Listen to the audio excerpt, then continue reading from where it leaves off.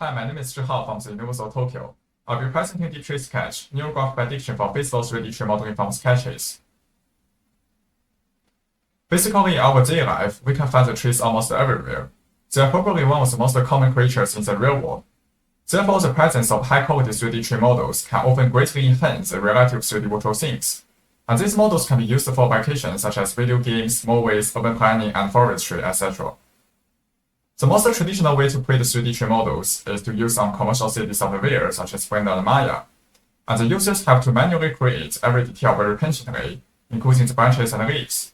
So basically, this method is very time-consuming and often leads to a week-long creation procedure. And also, in order to smoothly use this software, the users must spend lots of time as well on learning sufficient knowledge on the software features beforehand. So obviously, it is not that friendly for novice users. We know that sketching is a very natural interaction manner for humans. It can provide an intuitive, convenient medium to easily convey the conceptual ideas of designers. So in HC and computer graphics fields, many researches have been explored to utilize sketching for rapid design of 3D models, just like these three systems. Recently, several works also have studied sketching for 3D tree modeling, but this still exhibits various kinds of problems. For example, they may require the users to additionally perform actual interaction steps beyond sketching, or just take very simple depth assumptions, such as straightforwardly set angles between branches as large as possible. And even the results are often not that consistent with the input sketches. Therefore, in our work, we aim to utilize the recent deep learning technique to faithfully learn the underlying patterns of 3D branches to produce more reasonable 3D tree structures of different species. And we will design a set of additional more flexible interactions for users to create more artistic tree models with greater freedom. Next is about our system and methodology. Our method contains two steps. Firstly, we present a structure-aware neural network called TGP-Net to iteratively predict the 3D position for each tree node. After constructing the entire 3D branching structure, we use a space coordination algorithm to automatically produce small branches and leaves to further enhance the foliage details.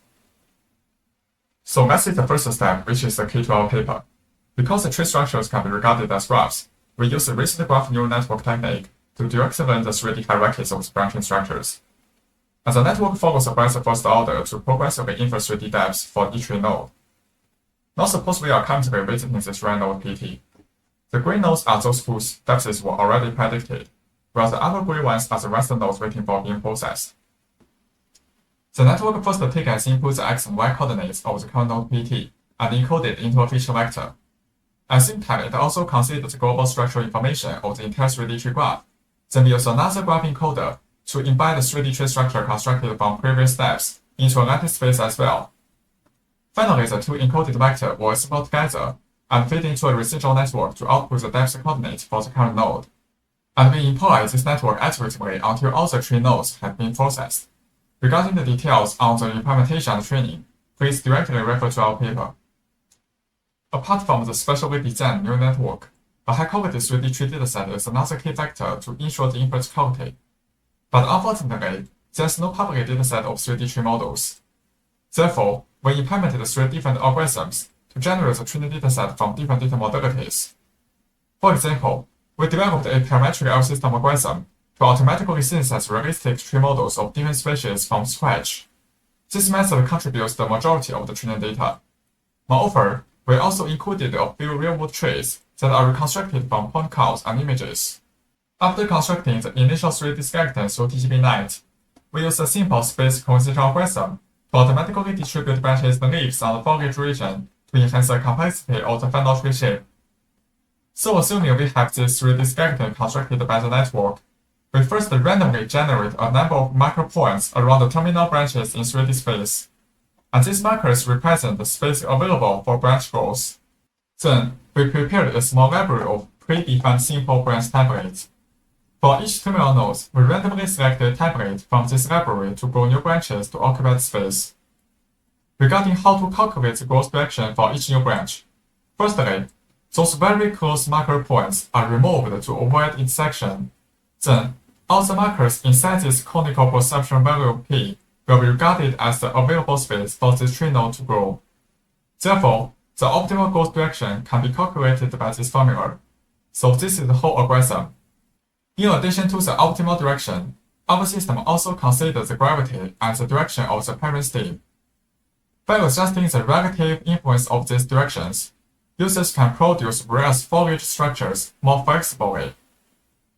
This is a demo video. This video shows our modeling process. Firstly, the users freely draw a set of strokes on a sketching panel. Then press the Predict button to predict the 3D branching structure by using a specially designed deep neural network. Next, we can click these two buttons sequentially to further grow the foliage region to enhance the complexity. The users can also adjust a set of modeling parameters to alter the tree's appearance.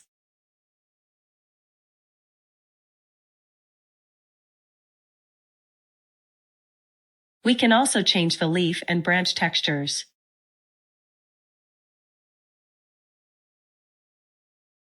In our system, we also designed some additional useful interactions. Firstly, users can draw the foliage strokes to strictly confine the foliage shapes so that they can freely design more artistic tree models. To achieve this, we strictly distribute the marker points inside the specified foliage region, and then repeatedly grow branches using the former algorithm until the branches fully occupy the space. Here are some resulting tree models created by using this feature. This is a demo video showing the interaction.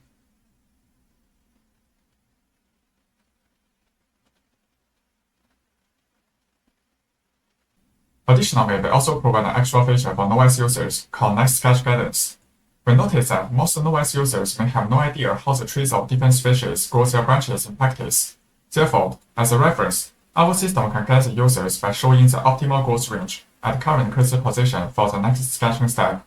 We use a parametric sector to depict the most likely area and direction for growing new subtrees, and this feature is implemented by simply modifying the input and output of our TGP-Net.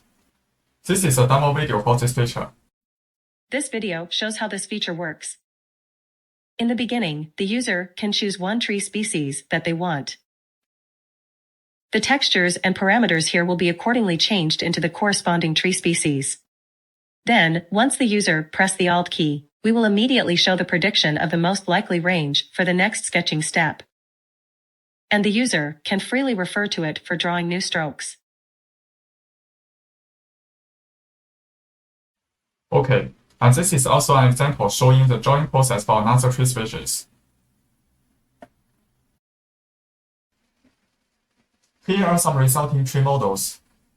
Basically, the results looks very realistic and high quality. These are some other results. The left figure shows every modeling step of creating trees, while the right figure are some results under different camera views. Here are some results that are created by drawing foliage strokes.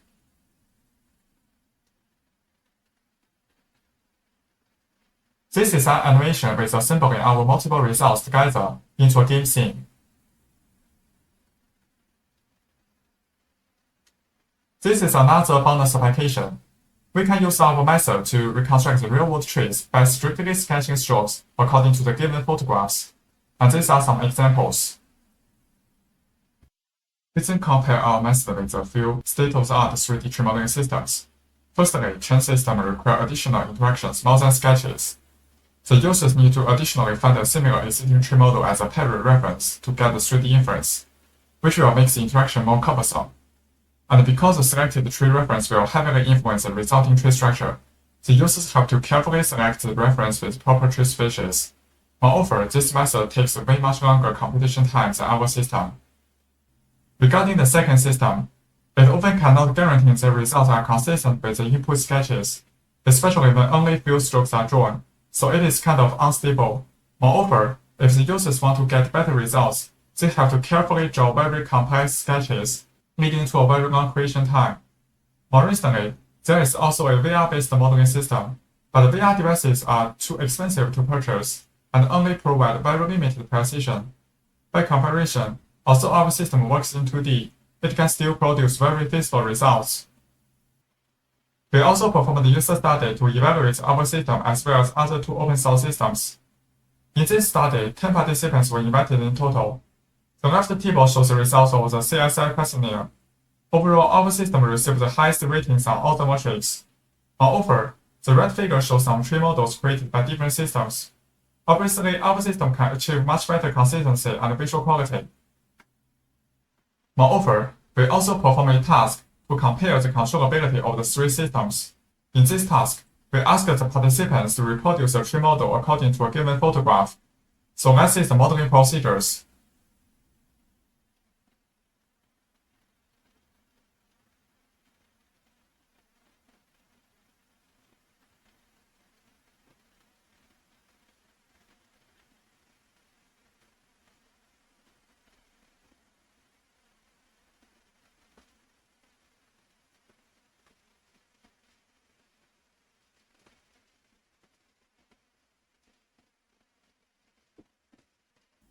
Okay, as a result, our system exhibits a better modeling quality and requires much less user efforts.